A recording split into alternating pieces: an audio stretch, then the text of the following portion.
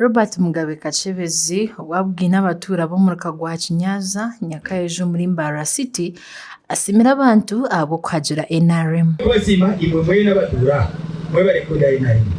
Mwe bari kunda NRM mwe bari kunda President Museveni. Museveni oye! Museveni oye! Kakyebezi ashabira abatura ba Nyakaejo okushagika NRM okutangira President ojukwatire bendera. President Museveni abatiremo obwesije bwingi yagira ngo mbeni mama agenda nkayeso byaje atubwiroko n'abatuma n'abahindura bashupa abantu. We hati nimwe bashubi bo kureka abandi bakaba abantu bindi ba NRM. Robert Kakyebezi Mugabe yaraganisa ko bakorera umuhanda ogwa Musamo Kibingo hamwe no gwa Kinyaza. Ntwire ekizibu cyona buri umuhanda.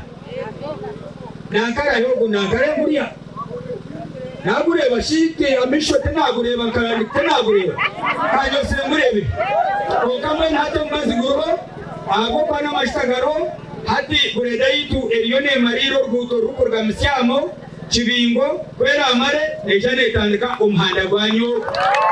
Kama Keith mobilizer wa Patriotic League of Uganda yashobora nko kubariyo nibarondo bishagici obwa NRM. Bishkantati Mutatera uzama mulonga onaribozu bo kamzeyi ogwe twabatuna mu Rwesi na mwene ningi konkago mu bwapate ogwo mwamekirize mu tugende kore hamwe kandi mwene cyo muronga ku turungura toko awatikandere bamwe abine business on Central Market na bayigito muhuru yo konera President Museveni Karuru ahabwe bibyabakoriro mu kwetungura abatineki twinabana tuzire mushomesa konkaho kujya ngo akatare kandi turonda mu 10 tubasize kushomesa abana bitu bariyo basaksidinga tusima Museveni tumusima 100%.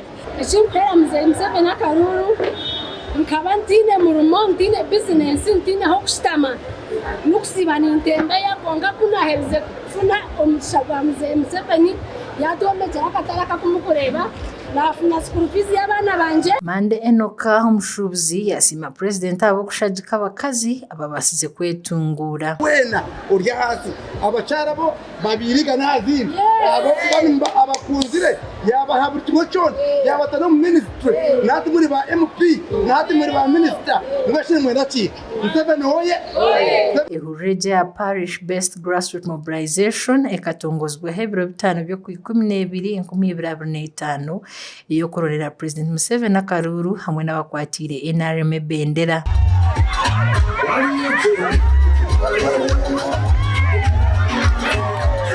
Kuraga gasha kwa Susan Alino Mukisa abwa Tayari West omuri Mbarara.